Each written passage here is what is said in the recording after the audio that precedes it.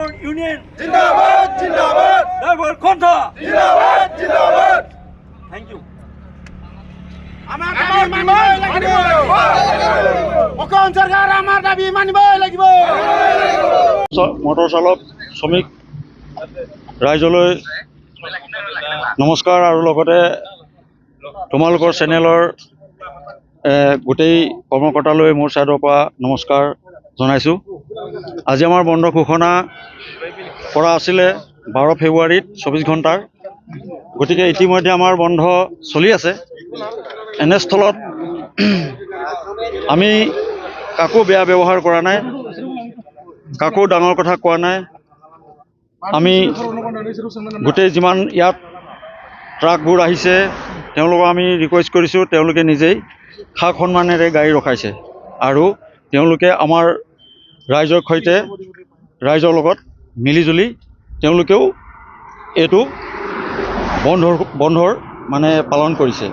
গতিকে ইয়াত বৰ বেছি ক'বলগীয়া নাই। লগতে প্ৰশাসনৰ ছাইডৰ পৰা আহি পটাপট গাড়ীবোৰ বলে চলে যাব দিছে আৰু গতিকে বহলাই ক'বলগীয়াটো বৰ বেছি নাই, ইমানতে বুজাজনে বুজিব। আৰু লগত আমাৰ যিমান অল অসমত টোলগেট আছে কিবা আছে, তাত আমাৰ ড্ৰাইভাৰবিলাকক বহুত টং কৰে, পইচা কাটে, ফাইন কাটে, য'তে ত'তে ধৰি মেলি।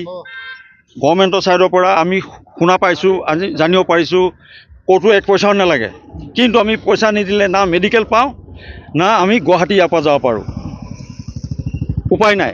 গতিকে সেইখিনি আমাৰ হেমন্ত বিশ্ব শৰ্মা ডাঙৰীয়া আমাৰ মাননীয়, তেওঁ যদি এইখিনিলৈ আমাৰ দুখীয়া ৰাইজ, আমি দুখীয়া ৰাইজ, আমাৰ চালক সন্থা আমি দুখীয়া ৰাইজ, গতিকে আমি যদি এইটো কাম নকৰোঁ আমাৰ চৌকা জুই নজ্বলে। গতিকে ইয়াতকৈ কি ক'ম, গতিকে মই সেইটোকে আমাৰ মাননীয় মুখ্যমন্ত্ৰী হেমন্ত বিশ্ব শৰ্মা ডাঙৰীয়ালৈও আমি এই চেনেলৰ যোগেদি অনুৰোধ কৰিছোঁ, যাতে আমাৰ ড্ৰাইভাৰ ৰাইজক যাতে তেওঁ কিবা এটা পৰামৰ্শ দিয়ে আৰু লগতে আমাৰ যিমানখিনি পুৰণা চালক আছিলোঁ আমি, হঠাৎ মোৰ বেষ্টৰ এতিয়া আমাৰ 50 বছৰ হ'লে আমাৰ কোনো ছাইডৰ পৰা গাড়ী চলাব মানা, গতিকে লাইচেন্সো চিজ হৈ যায়। গতিকে এইখিনি হ'ব নালাগে, কাৰণ আমাৰ মাটি এবিঘা বা 2 বিঘা মাটি আছে, আমি খেতি কৰি খাম নে আমি সেইটো বিক্ৰী কৰি আমি ভাত খাম? আমি যদি কাম কৰিব নাযাওঁ, আমাৰতো গাত জোৰ আছে, কাম কৰিব পৰা জোৰ আছে, আমি গাড়ী চলাব পৰা আমাৰ শক্তি আছে। গতিকে আমাক যাতে গভৰ্ণমেণ্টে সেইটো সহায় কৰিব লাগে, আমাৰ লাইচেন্সবোৰ চিজ কৰিব নালাগে। 1 নম্বৰ কথা, 50 বছৰ হৈ যোৱাৰ পিছতো আমাৰ লাইচেন্সবোৰ ভেলিডেট কৰিব নালাগে।